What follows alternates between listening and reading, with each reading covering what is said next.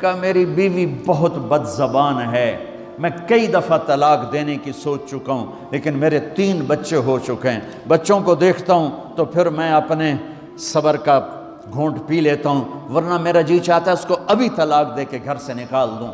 دولت بھی موجود ہے، خوبصورتی بھی موجود ہے، شکل بھی موجود ہے، عزت بھی موجود ہے، سہولت بھی موجود ہے، کیا چیز موجود نہیں؟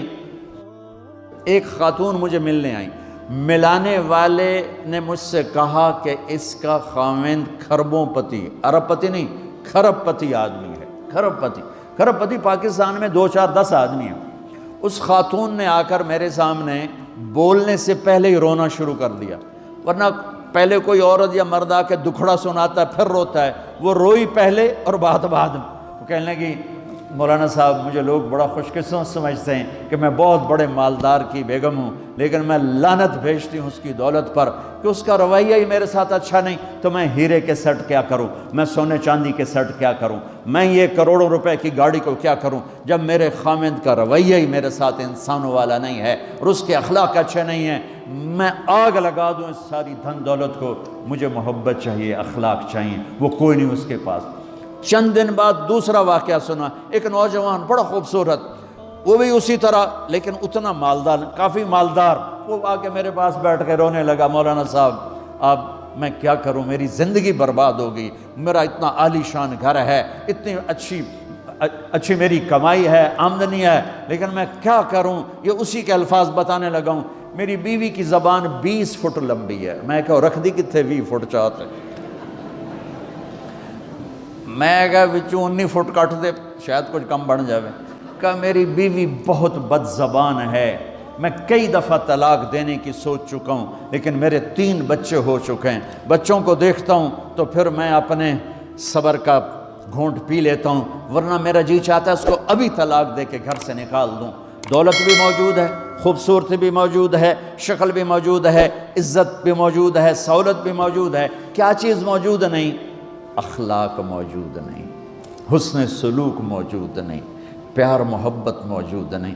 اب اپنے گھروں میں اگر خوشی دیکھنا چاہتے ہیں، ہر رشتے کو اگر آپ آباد کرنا چاہتے ہیں تو میرے نبی والی محبت دینا سیکھیں، میرے نبی والی محبت دینا سیکھیں، اپنے بچوں کو بھی، اپنی اولاد کو بھی، اپنے بہن بھائیوں کو، اپنے ماں باپ کو، ساس بہو کو، بہو ساس کو، سسر بہو کو، بہو سسر کو، بھائی بھائی کو، بہن بہن کو، اللہ کے واسطے برداشت کرنا سیکھو۔ مجھے میرے رب کی قسم ساری دنیا کا چین و سکون برداشت میں ہے، صبر میں ہے، صبر میں ہے، صبر میں ہے۔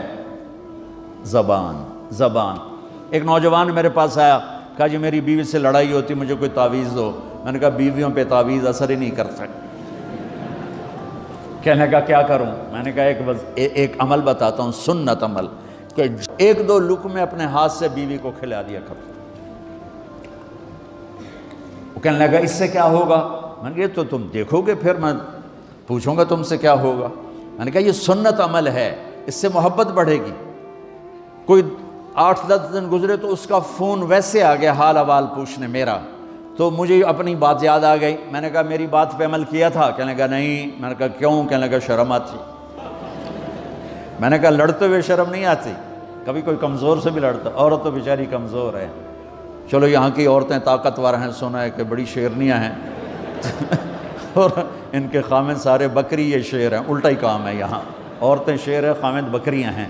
چلو بھائی تم مہربانی کر کے اپنے خامدوں کو عزت دو، اور ان سے کہتا ہوں اپنی بیویوں کو عزت دو، محبت سے رہو۔ تو میں نے کہا بے وقوف، کبھی کمزور کے ساتھ بھی کوئی لڑتا ہے، اس میں تمہیں شرم نہیں آتی؟ اور اس میں شرم آتی ہے سنت۔ میں نے کہا چل کر اور مجھے بتا۔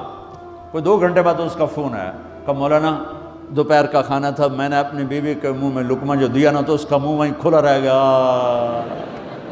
وہ کہنے لگی تو نے خود تو کیا نہیں، کسی نے تجھے بتایا ہے؟ کس نے بتایا؟ تو بتا، تیرے اندر یہ ظرف نہیں ہے، تمہیں یہ سبق کس نے پڑھایا ہے؟ اس نے کہا مجھے یہ سبق مولوی طارق جمیل نے پڑھایا۔ تو کہنے لگا میری بیوی نے